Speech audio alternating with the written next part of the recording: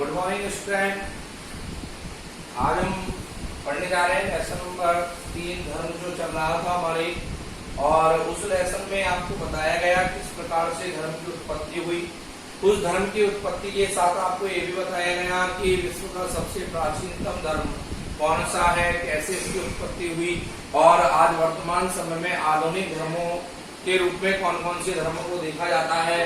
पहले आपको ये भी बताया गया किस प्रकार से आश्रम व्यवस्थाएं चला करती थी, कैसे वर्ण व्यवस्थाएं चला करती थी, अर्थात उस समय कोई जाति या उपजाति नहीं हुआ करती थी, केवल वर्ण व्यवस्था। वर्ण व्यवस्था का अर्थ है जहाँ पर सुनिश्चित होता था कि जो व्यक्ति जैसा कर्म करेगा उस आधार पर उसका वर्ण अर्थात उसका वर्ग निर्धारित कर दिया जाएगा।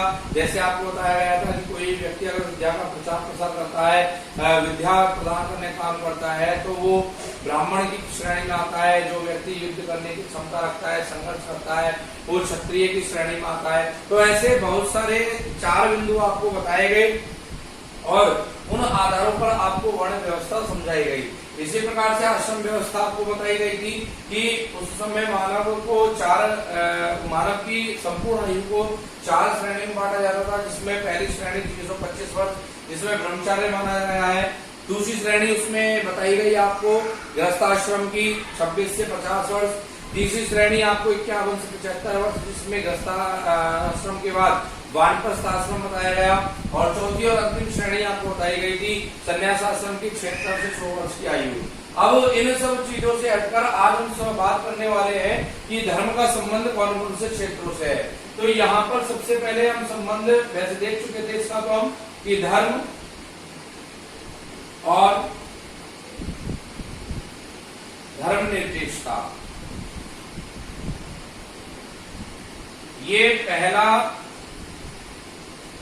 बिंदु है यहाँ पर। दूसरा अगर हम बात करें तो यहां पर आपके आता है धर्म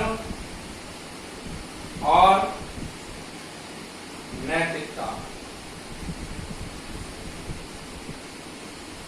तीसरा आपके आता है यहां पर धर्म और राजनीति। चौथा पॉइंट आपके यहां पर आता है धर्म और अहिंसा।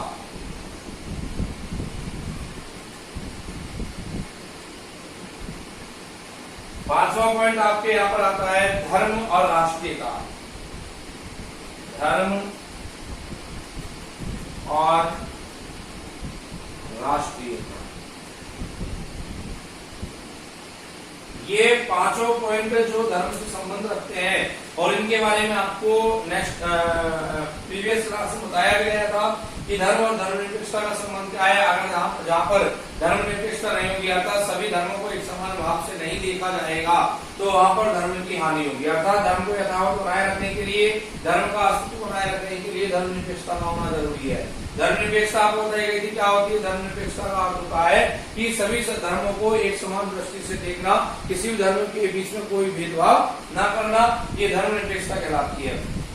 धर्म और नैतिकता भी आपको बताई गई, जिसमें मानव नागरिक अपने नैतिकता संबंधी गुणों का प्रयोग करता है, जैसे सत्य, अहिंसा, परोपकार, करुणा, दया आदि। ये जो तत्व है ये नैतिकता है, मानवता के तत्व कहलाते हैं, और इनका उपयोग करते हुए जब वह अपने कार्य करता है तो वह धर्म और नैतिकता कहलाती है। तो ये बहुत सारी चीजें धर्म और राजनीति भी आपको बताइए। धर्म और राजनीति की पहले तो क्या होता था, पहले धर्म पर आधारित राजनीति नहीं होती थी।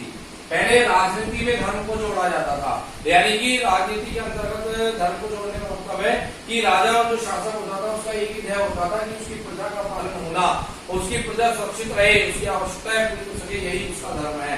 लेकिन आज वर्तमान समय में क्या हुआ, वर्तमान समय में राजनीति में धर्म शामिल हो चुका है। अर्थात प्रत्येक व्यक्ति की इच्छा होती है जब राजनीति आने के बाद कि वह अपने जाति और अपने धर्म वाले व्यक्ति को समर्थन करे या उसका सहयोग करे। अर्थात जो आज वर्तमान समय की राजनीति है वो जातिगत राजनीति हो चुकी है। धर्म और अहिंसा हमने देखा, धर्म और राष्ट्रीयता। धर्म और राष्ट्रीयता एक महत्वपूर्ण बिंदु है। अर्थात राष्ट्रीयता का मतलब है राष्ट्र का सर्वोच्च धर्म, राष्ट्र की सुरक्षा करना ही मानव का सर्वोच्च धर्म होता है।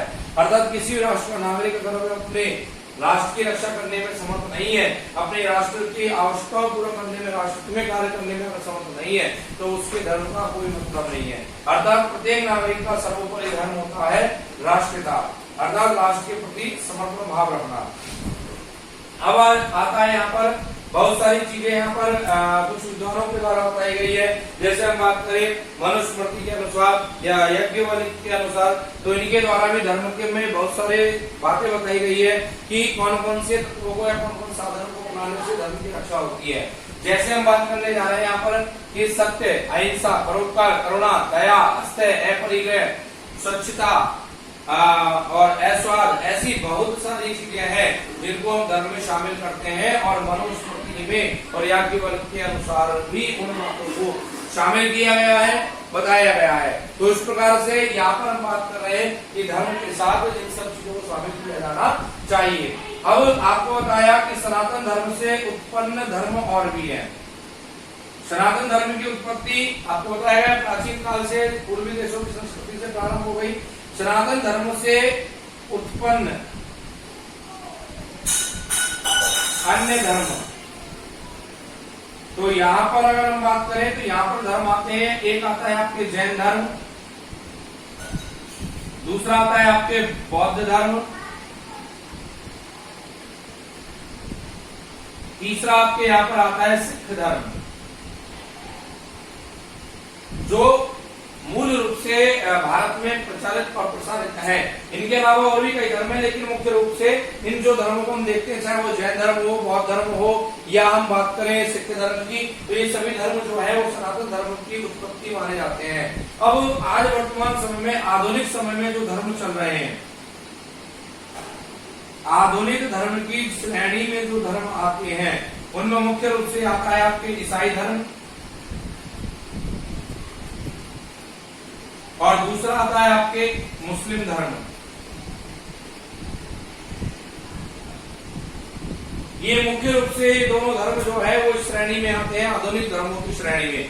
आधुनिक धर्मों का मतलब है अर्थात ज्यादा लंबे समय से, प्राचीन समय से धर्म नहीं चल रहे हैं।